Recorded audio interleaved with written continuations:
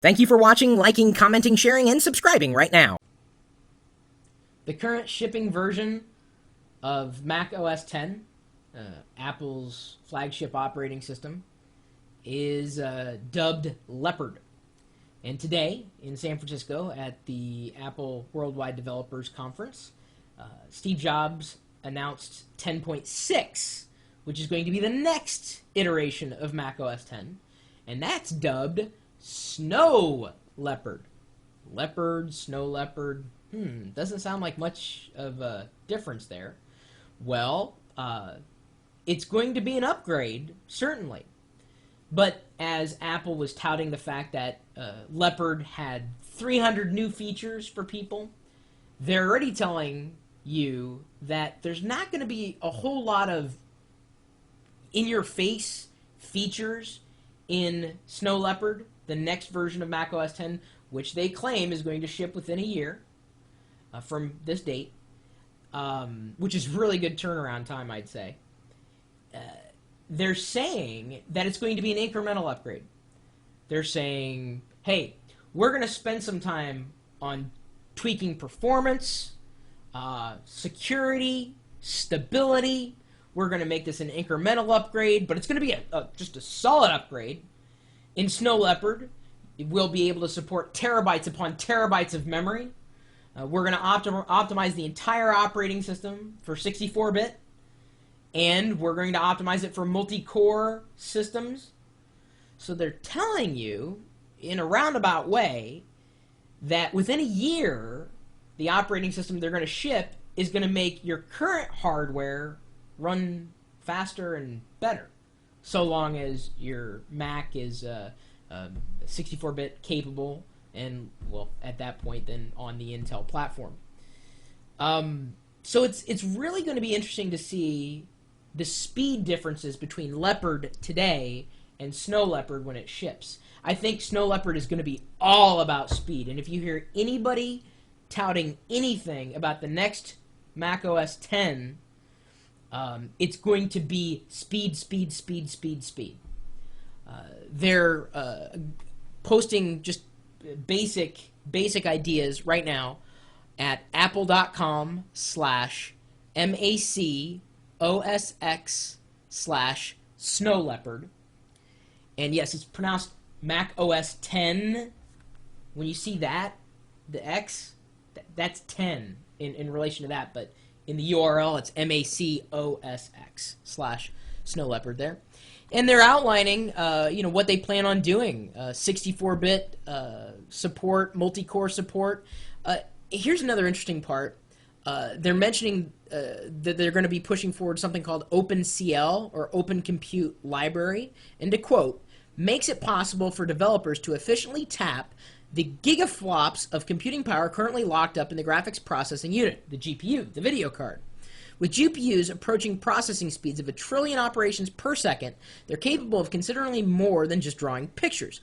OpenCL takes that power and redirects it for general-purpose computing.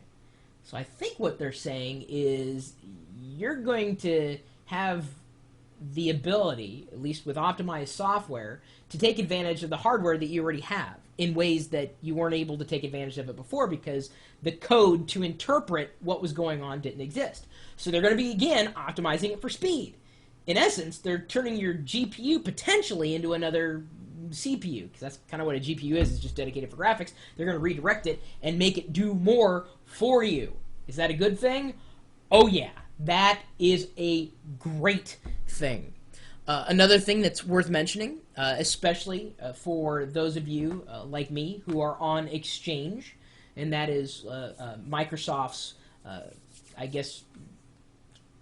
groupware system that allows you to store your email, calendar, tasks, and manage small teams on the web or on the internet or through the internet using Outlook or any product that supports ActiveSync, like the BlackBerry, which I've never really used. And then, of course, iPhone 2.0 is going to support Exchange out of the box. Snow-leopard will also support Exchange out of the box on the desktop. And that is a great thing for people like me who use Exchange. I do like what Exchange does for me. And so it's nice to see that Apple's going to be embracing that specifically on the desktop. Snow Leopard is going to be all about making what you have today even better. And to me, I would trade 300 new features for that. It's an incremental upgrade. Is it revolutionary? No. Well, I guess parts of it might be. I mean, optimizing for speed and performance, that sounds good to me. Who's arguing? Not me. Anyway, that's what's going on. That's all about Snow Leopard, and hopefully we'll hear more news about it as the months go on. If they're not really public about their betas like Microsoft has been. And I hope Microsoft continues to be that way. The Windows Vista feedback cycle during the beta period was, I thought, amazing. I know they used a lot of feedback that I gave them, Microsoft did. And if Apple, if Apple did the same thing, I'd be happy. I don't think they will. I don't think they embrace the community in the same way that Microsoft embraces their community. Still, for me, it's all about that operating system. We'll see.